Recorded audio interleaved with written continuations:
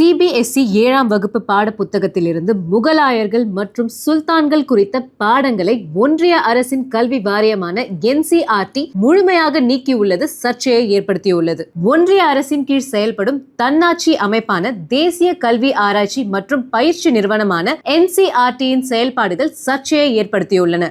சமீபத்தில் NCERT-யின் கீழ் செயல்படும் ஆங்கில வழி பாட புத்தகங்களுக்கு இந்தியில் பெயர் வைக்கப்பட்டது அதிர்ச்சியை ஏற்படுத்தியது. இந்நிலையில் 7ஆம் வகுப்புக்கான சமூக அறிவியல் பாட புத்தகத்தை NCERT வெளியிட்டுள்ளது. Exploring society India and beyond என்ற தலைப்பில் வெளியிடப்பட்டிருக்கும் அந்த பாட புத்தகத்தில் முகலாயர்கள் மற்றும் டெல்லியை ஆட்சி செய்த சுல்தான் குறித்த பாடப்பகுதியை முழுமையாக நீக்கிவிட்டு புதிதாக வெளியிடப்பட்டிருக்கும் பாட புத்தகங்களில் பல்வேறு மாற்றங்கள் மேற்கொள்ளப்பட்டுள்ளன. குறிப்பாக ஒன்றிய அரசின் புதிய கல்விக் கொள்கையின் அடிப்படையிலான மாற்றங்கள் செய்யப்பட்டுள்ளன.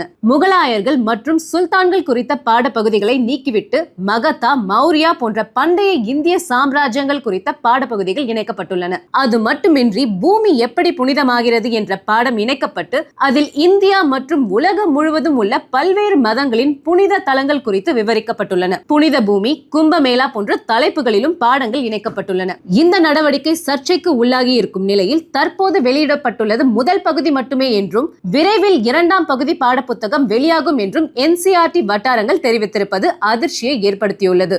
இந்தியை திணிப்பது, வரலாற்றை திரிப்பதுதான் ஒன்றிய அரசின் முழு நேர வேலையாக இருப்பதாக குமுறுகின்றனர் கல்வியாளர்கள்.